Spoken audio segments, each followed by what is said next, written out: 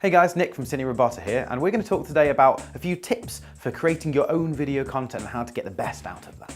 Tip number 1, lighting.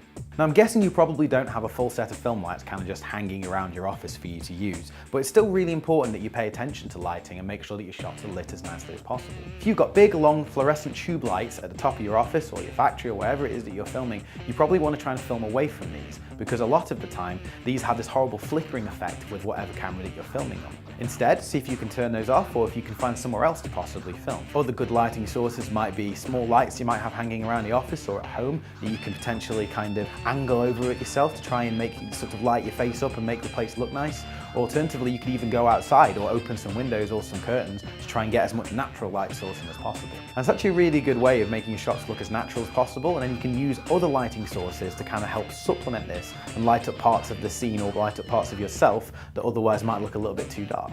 So consider that when you're looking at your shot.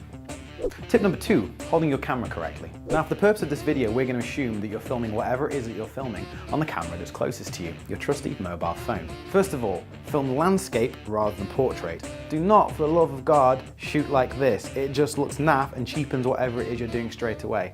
Landscape, please. Next up is removing camera shake. Now, the vast majority of camera shake comes from rotation rather than lateral movement.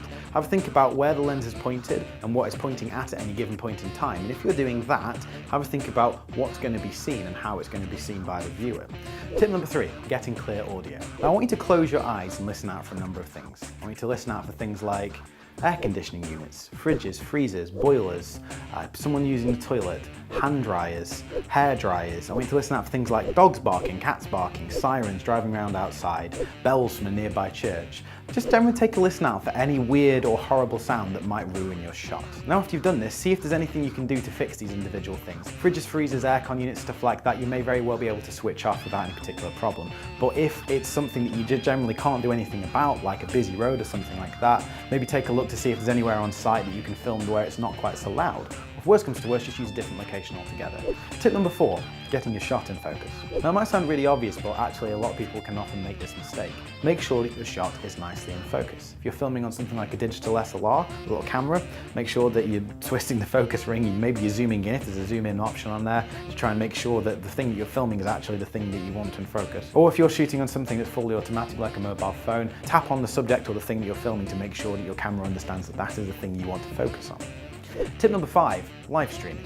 Make sure that you've got sufficient data, so maybe you need to be connected to a Wi-Fi network, or maybe you've got something like 4G nearby. Generally, if you're kind of like on an edge connection or something like that, it's just going to be reducing the quality of whatever it is you're filming and streaming it over the top of it. Something else to think about is making sure that you're filming it on the best possible camera you've got hanging around. So ask people around of who's got the nicest camera. If you've got an iPhone 7 or a Galaxy S8 or something like that, shoot something on those rather than using like an iPhone 4 or an older camera, because the camera is going to be obviously much nicer and it's just generally going to come across as looking and sounding way better. So that's us. 5 tips and tricks to shooting your own video content and making it look good.